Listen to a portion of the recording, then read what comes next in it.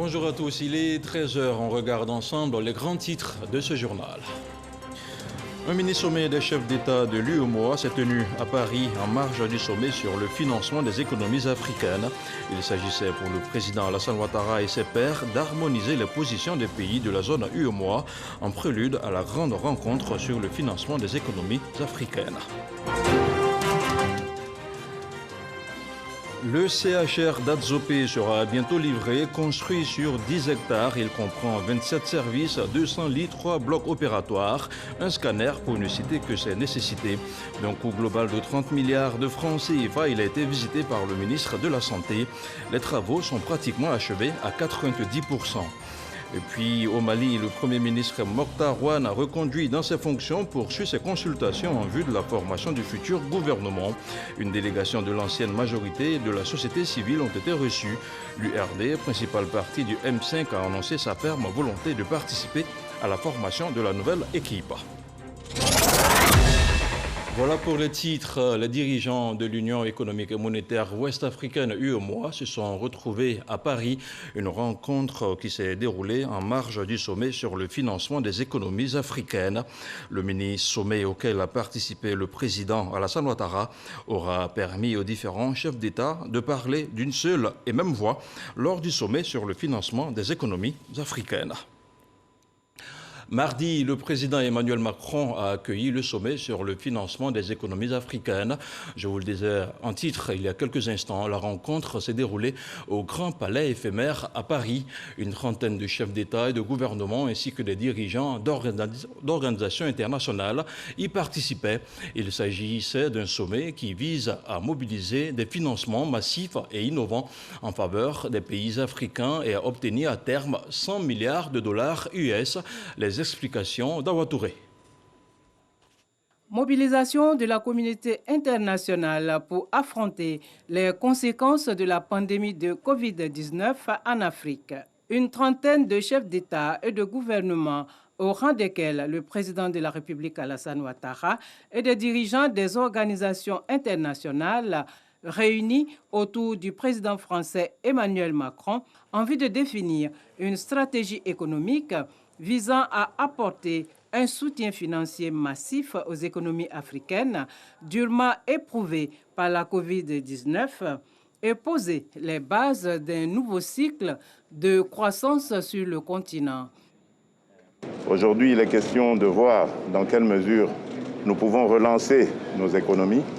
Et il y a cette proposition des droits de tirage spéciaux que nous apprécions énormément, mais qui risquerait malheureusement d'être insuffisante. Donc nous allons voir dans quelle mesure tenir l'augmentation de ces droits de tirage spéciaux.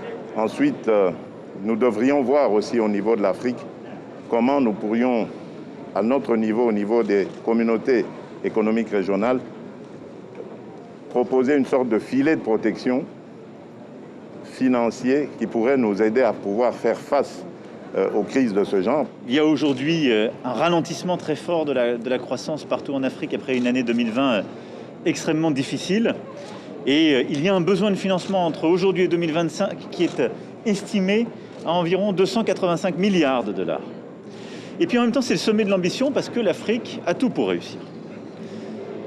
Elle a une jeunesse, une force productive et la capacité à relever les défis, ceux de l'urgence climatique et alimentaire en particulier. Si collectivement, nous décidons en effet de proposer une nouvelle donne. Et c'est cette première pierre que nous souhaitons porter lors de ce sommet de Paris. Tout ne sera pas réglé aujourd'hui, mais c'est aujourd'hui un changement de paradigme que nous poussons, qui devra être poursuivi au G7, au G20, et que nous entendons poursuivre encore davantage sous la présidence française de l'Union européenne, dans ce partenariat constant avec nos frères africains. Le sommet sur le financement des économies africaines fait suite à la diffusion d'une tribune de 18 dirigeants africains et européens publiée le 15 avril 2020 en faveur d'une mobilisation internationale pour atténuer l'impact de la crise économique et sanitaire liée à la pandémie à coronavirus en Afrique. Et puisqu'on parle de la maladie à coronavirus, on fait maintenant le point de la situation au 18 mai.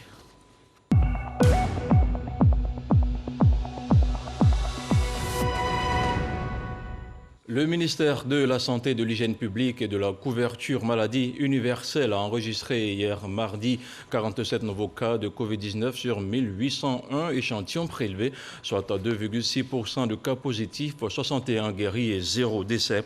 À la date du 18 mai 2021, la Côte d'Ivoire compte donc 46 708 cas confirmés, dont 46 176 personnes guéries, 298 décès et 234 cas actifs.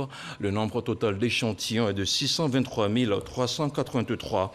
Le 17 mai, 26 611 doses de vaccins contre la Covid-19 ont été administrées, soit un total de 366 285 doses administrées. On reste en France où tous les commerces sont autorisés à rouvrir à partir de ce mercredi 19 mai, une ouverture sous conditions.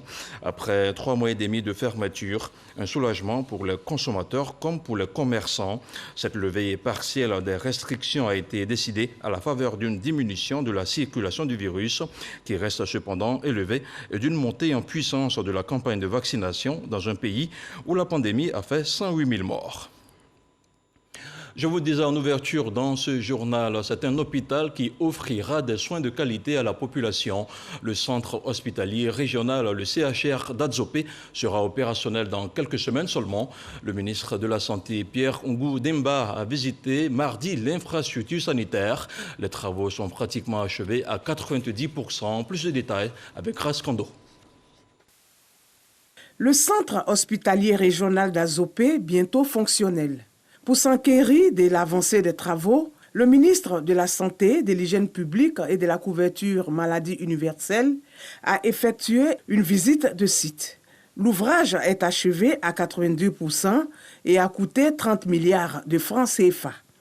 L'État s'est engagé dans un vaste programme pour relever le plateau technique de nos hôpitaux. Je pense que le travail va continuer. Ces mêmes hôpitaux seront livrés un peu partout. Il est important que la population sache ce qui est en train de se réaliser. Mais également, nous avons le défi avec le personnel médical d'être à la hauteur donc, de toutes ces réalisations. Et il s'agira donc pour nous de renforcer les capacités du personnel médical, de les motiver davantage pour que cet investissement important de l'État puisse porter les fruits par la qualité des soins adressés à nos populations. Le centre hospitalier régional d'Adzopé est bâti sur une superficie de 10 hectares et dispose de plus de 20 services. C'est une très grande joie. Et vraiment, je remercie le président Alassane Ouattara de nous avoir offert ce joyau. Parce qu'il n'est pas comparable à d'autres CHU en Côte d'Ivoire. Nous avons eu l'honneur de le visiter. Et dans cette visite, nous avons trouvé des équipements modernes. Après la visite du centre hospitalier régional d'Adzopé, le ministre de la Santé, de l'Hygiène publique et de la couverture maladie universelle a mis le cap sur l'hôpital général d'Adzopé pour se faire une idée des conditions de travail du corps médical. Pierre Demba s'est aussi prononcé sur le drame survenu récemment. La décision que nous avons prise, c'est pour vraiment marquer le coup, pour dire qu'il faut que nous nous remobilisons. Parce que les professionnels de santé, qui sont des professionnels de qualité et de compétences, doivent se réengager. Ils ont prêté serment pour se mettre au service de leurs parents et il faut que ce travail soit fait avec beaucoup plus de responsabilité et c'est ce que nous avons voulu marquer.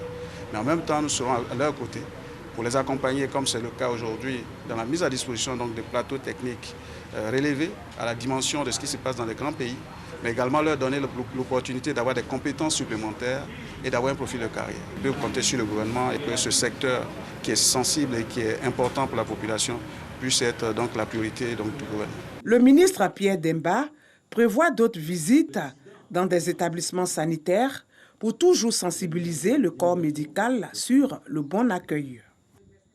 Le centre de santé de Bourebo vient d'être équipé d'une ambulance médicalisée. Le don du ministre Jean-Claude Kwasi, cadre de la région de Bouaké, a été remis vendredi dernier aux agents de santé de la localité.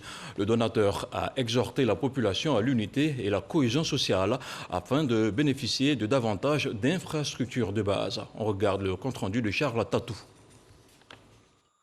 Bourebo, département de Béoumi.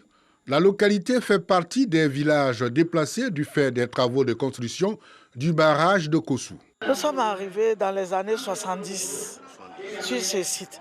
On nous a expliqué à cette époque, moi-même j'étais très jeune, mais on nous a expliqué que c'est en venant ici qu'on aura l'électricité.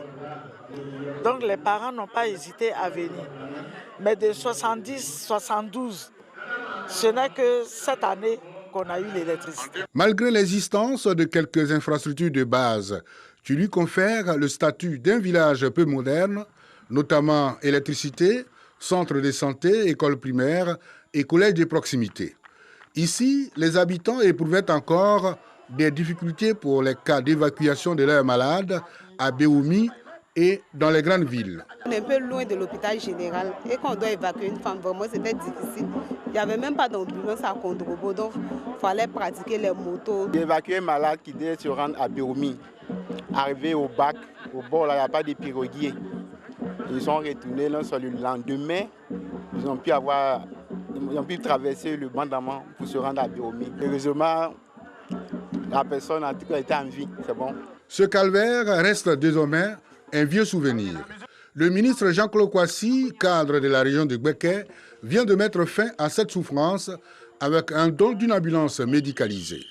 Le donateur s'y est rendu pour la remise de cette ambulance, exhortant la population à l'unité et la cohésion sociale, gage d'un développement harmonieux.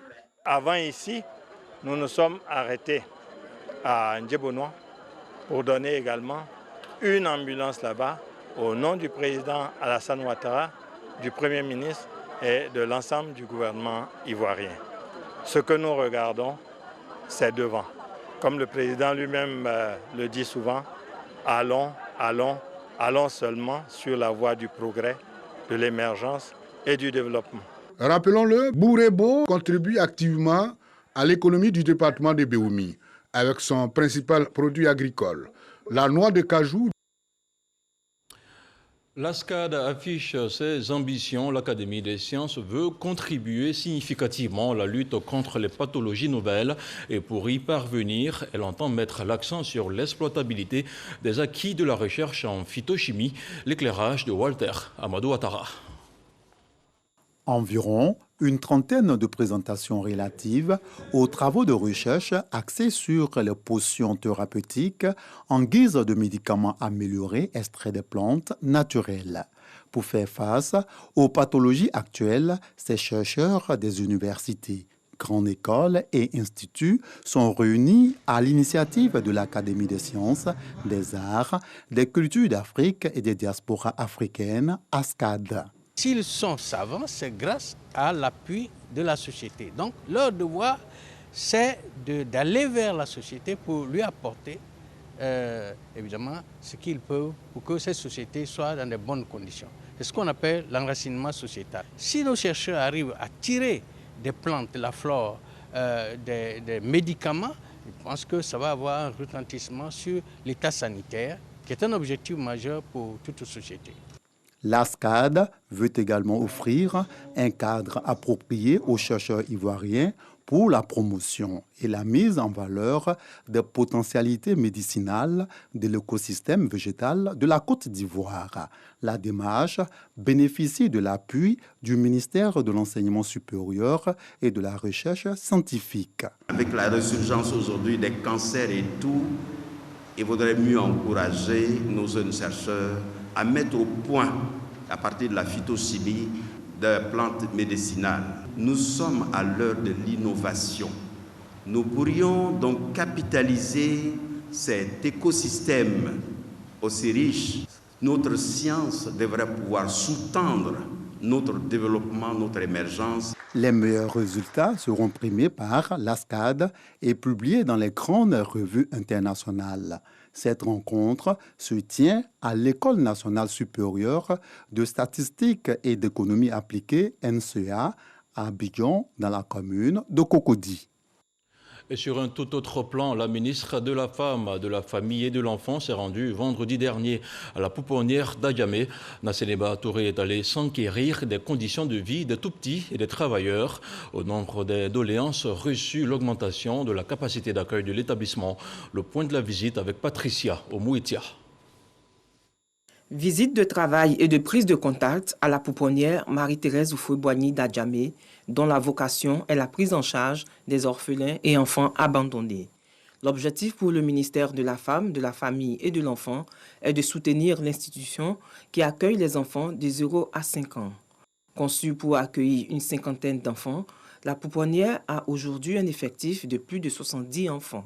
Nous avons demandé du personnel parce qu'on a un infirmier qui travaille, mais les week-ends, il n'y a pas d'infirmier.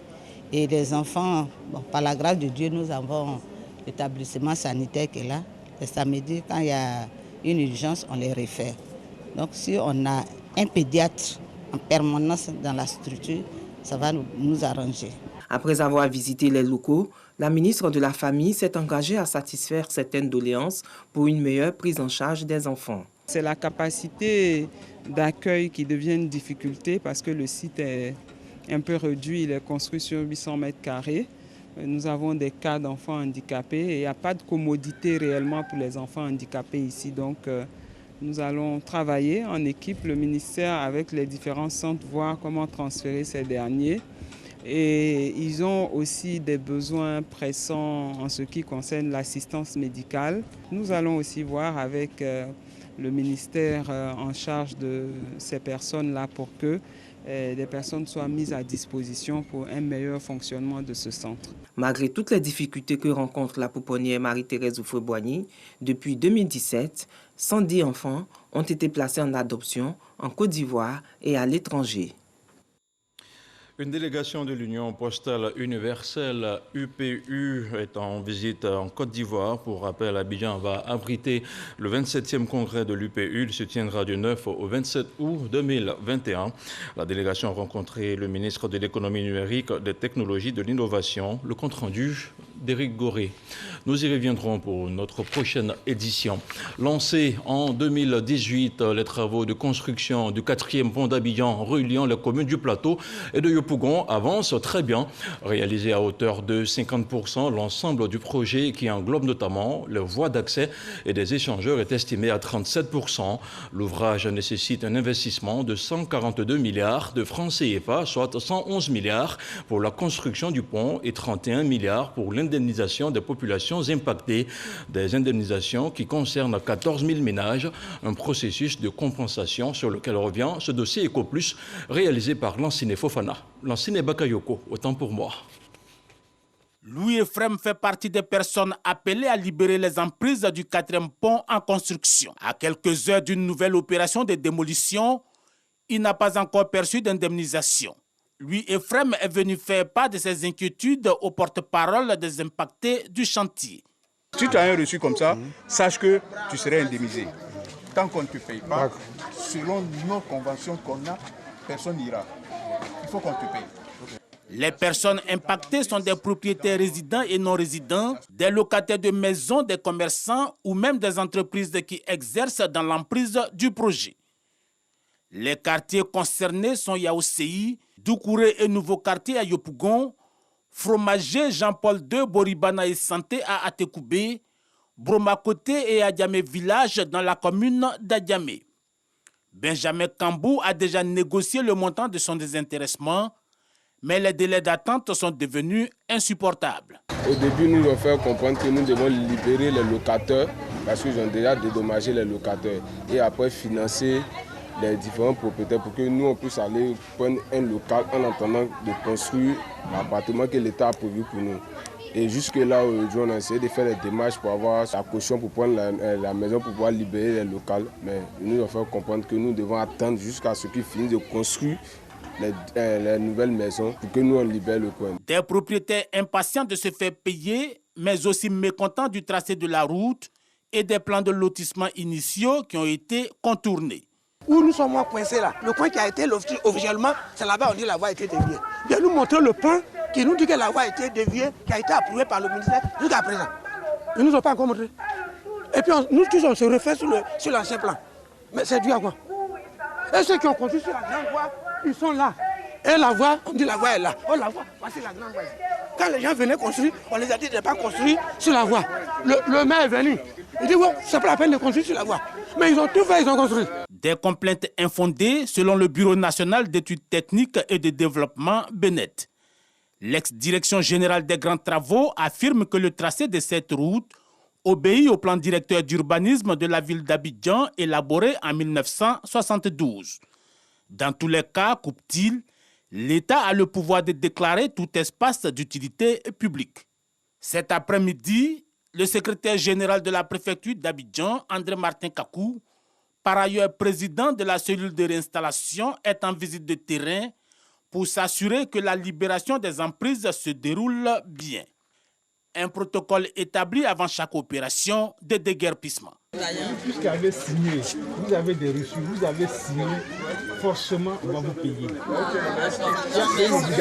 L'autorité préfectorale sillonne les allées des concessions. Ici, aux environs du nouveau quartier de Yopougon, plusieurs bâtiments ont déjà été décoiffés. Toutes ces familles déjà parties des maisons ont été indemnisées. Pour les autres, aucune inquiétude à se faire. Toutes les personnes qui ont été conviées à la série de négociations et qui ont émargé, c'est-à-dire qui ont signé les procès-verbaux de négociation, puis les certificats de compensation seront indemnisés. Dans le principe que nous avons arrêté avec les personnes impactées, ces personnes-là ne partiront que lorsque elles seront payées. Mais d'autres types de victimes sont venus exposer leurs préoccupations.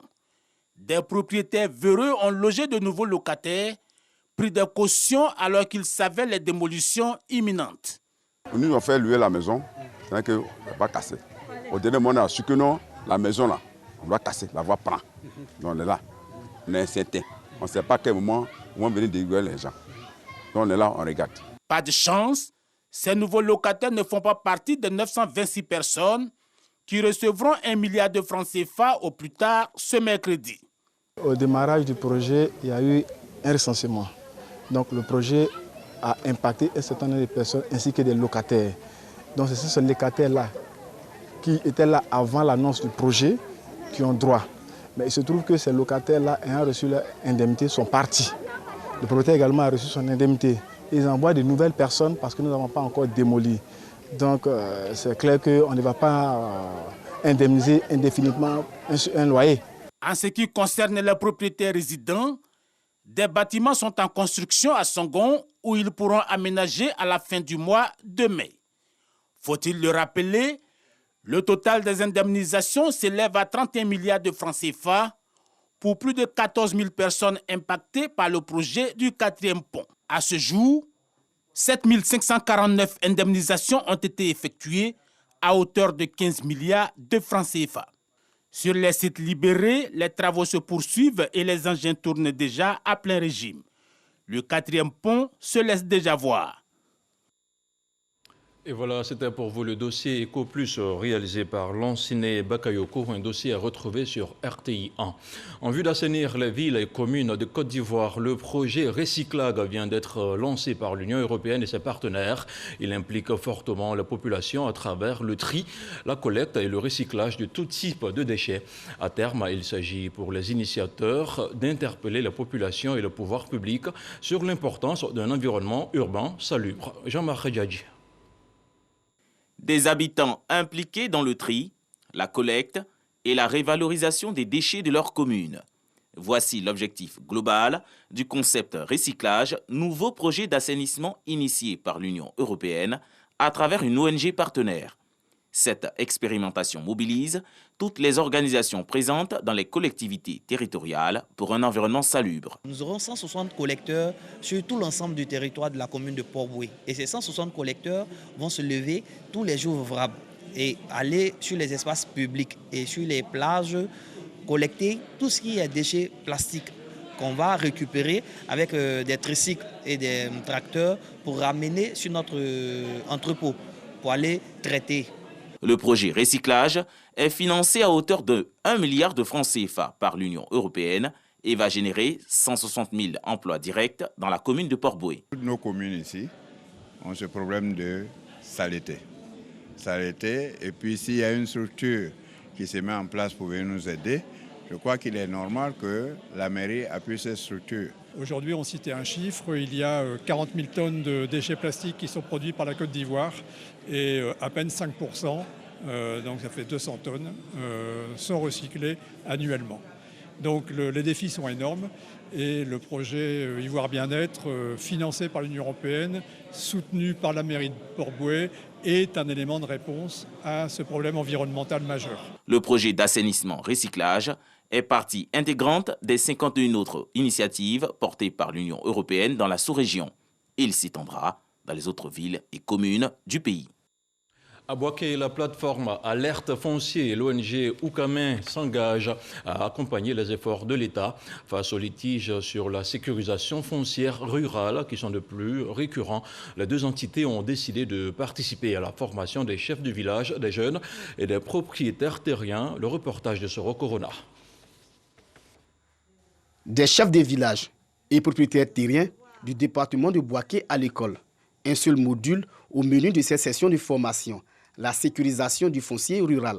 Cette formation intervient dans le cadre du projet Appui au renforcement des capacités opérationnelles des organisations de la société civile ivoirienne pour le suivi citoyen de l'accord de partenariat économique intérimaire en Côte d'Ivoire. Au plan national, le projet est conduit par la plateforme Alerte Foncier. Cette sécurisation a pour objectif de limiter les conflits fonciers. Et c'est pour créer un climat de cohésion sociale que nous autres, organisations de la société civile Alerte Foncier, nous prenons part à cette sécurisation en faisant le plaidoyer auprès de l'État.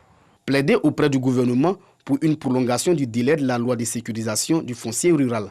Accompagner financièrement les chefs des villages et propriétaires terriens pour l'obtention des titres fonciers. Des recommandations des ONG partenaires. On dit à l'an 2023, c'est fini, ça appartient à l'État. Mais nous demandons à ce même État de revoir les choses. S'ils peuvent pousser, s'ils peuvent donner une subvention pour faire comme ils ont fait avec la délimitation villageoise, alors nous serons à l'aise. Une formation qui vient éclairer la lanterne des têtes couronnées. Dans ce séminaire, ça me permet d'être encore plus, avoir plus de force pour pouvoir gérer le problème de terre. C'est une terre qui a été cédée dans les accords de famille, soit à ses parents ou à ses grands-parents. Il n'est pas propriétaire de la terre. Il faudrait qu'on arrive à lui expliquer. Depuis le 23 décembre 1998, la loi relative à la sécurisation du foncier rural a été adoptée. Cette loi vise à protéger les droits de tout individu sur une parcelle appartenant au domaine foncier rural. Et on parle maintenant de cette journée de reconnaissance et d'excellence dans la région de Bouaké. À Botro, les cadres de la localité ont décidé de suivre la dynamique de développement insufflée par le chef de l'État. Les festivités ont été marquées par des activités sportives, culturelles, sociales. Samuel Metch, Benson Pierraka.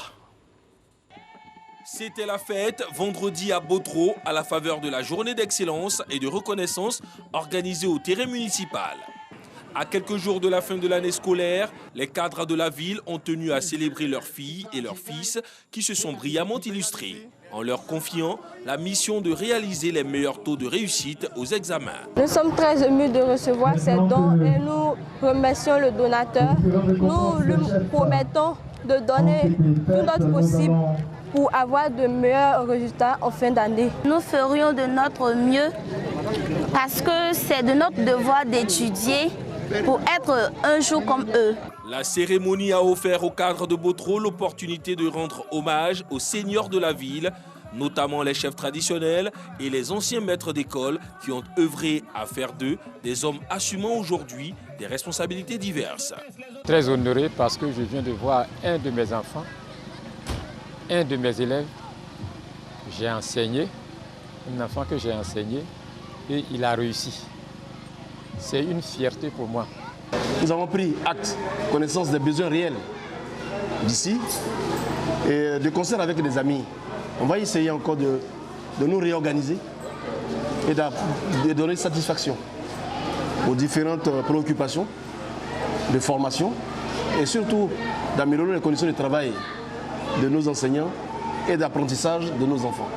Après la remise des pots de peinture pour la restauration des murs de l'EPP à Wagnou, un cross populaire a mis fin à cette rencontre familiale. Les coureurs ont arpenté dans la bonne humeur les rues de Botro comme des chevaux. avançant à un beau trot. Dans l'actualité hors de chez nous au Mali, le Premier ministre Mokhtar Ouane, reconduit dans ses fonctions il y a quelques jours, poursuit ses consultations en vue de la formation du futur gouvernement. Une délégation de l'ancienne majorité et de la société civile ont été reçues. Le M5 RFP, mouvement politique qui a participé à la chute de l'ancien président Ibrahim Boubacar Keïta et qui est très critique vis-à-vis de la transition, est allé en rang dispersé. Ainsi se referme cette édition. À 20h, retrouvez Marie-Laure Ungoran. Elle vous donnera des nouvelles d'ici et d'ailleurs. Moi, je vous retrouve à 23h.